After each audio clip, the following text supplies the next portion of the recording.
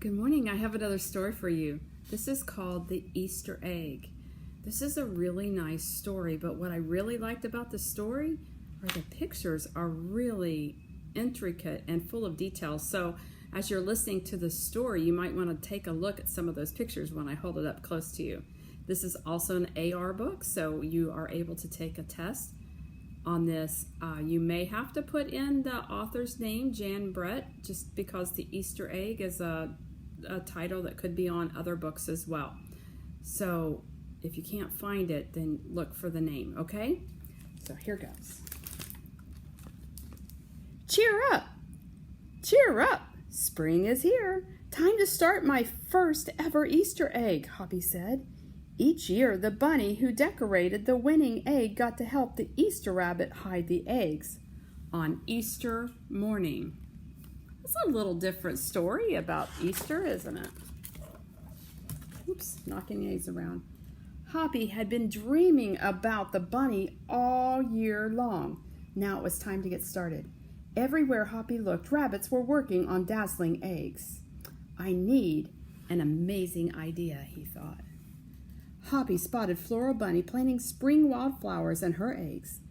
Ooh, the Easter rabbit will love those colorful flowers, he thought, and he started picking flowers for his egg. Here's a basket for your flowers, Hoppy, Flora said. Isn't that cute, putting the flowers in the eggs? Chop, drop, scrape, scrape. Hoppy spied Buster Birch carving a magnificent wooden egg. Ooh, I wish I had some wood for my egg, he wished out loud.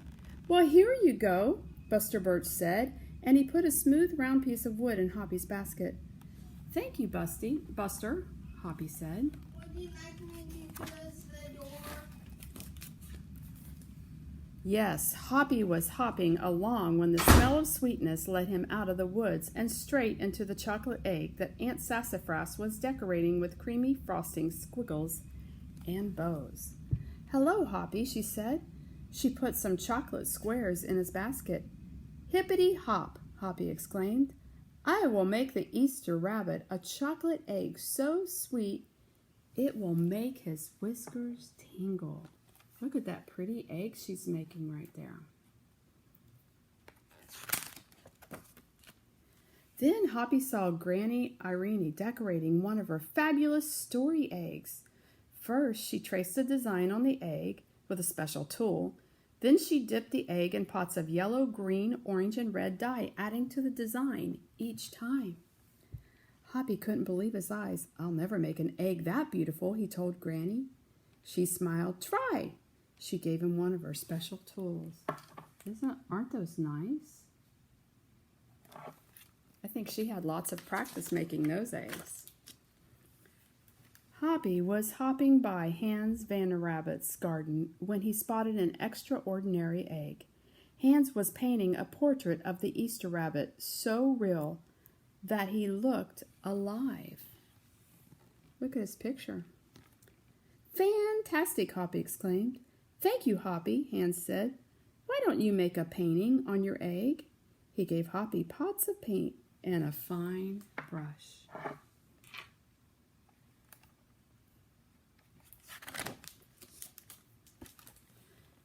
As Hoppy bounced along, a loud boing nearly knocked him off his feet.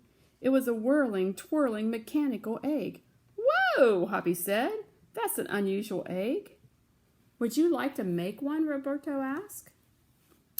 Hoppy tried hard, but the harder he tried, the more parts and pieces piled up around him. Thank you, Roberto, he sighed, but I think I better make the egg that is right for me.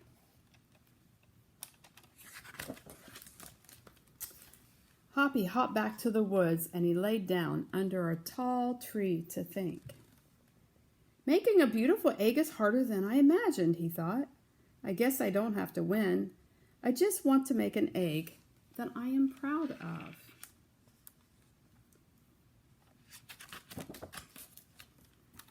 Suddenly, the woods rang with the squawking of birds sounding an alarm. Mother Robin swooped down, calling wildly as if she couldn't decide where to go.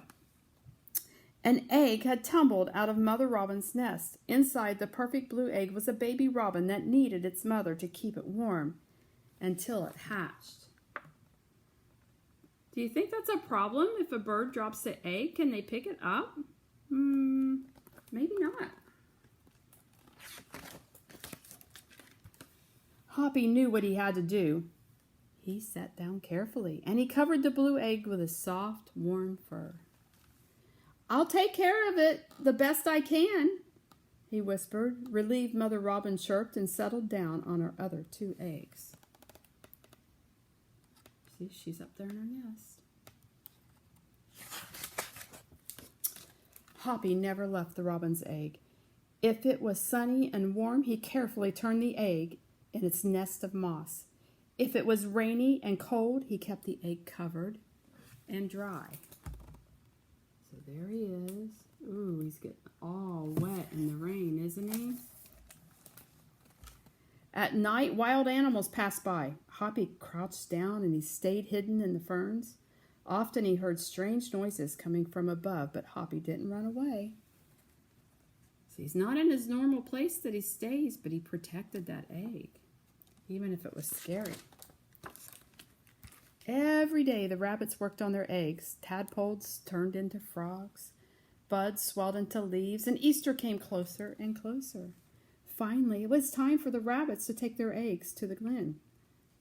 They had forgotten all about Hoppy, who was quietly sitting on the blue egg under the tree in the woods. They were all busy. See their eggs? Wow, some really pretty eggs coming through there. Creative little rabbits.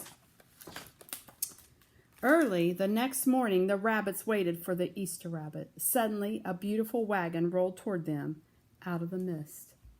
Here it is. Here's the wagon. This has a lot of pages. I'm going to slide. And it stopped, and the Easter bunny stepped down from the wagon and admired the decorated eggs one by one. "You have brought the most beautiful eggs in the world, but a very special one is not here," he told them. The rabbits were puzzled.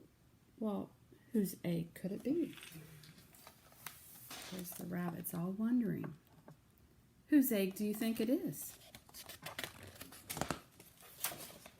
"Fill my wagon with your wonderful eggs," he said. "When I return, I will show it to you." So that's a lot of eggs. And he disappeared into the woods. Where do you think he's going? He came back with Hoppy, who looked really scruffy and bedraggled. "Hoppy has an amazing egg to be proud of," the Easter rabbit told them. "He has kept Mother Robin's egg warm and safe until her baby bird hatched, and she could take care of it." Look at him. The Easter rabbit placed the empty blue shell in the place of honor on top of the wagon, and now they were ready to go.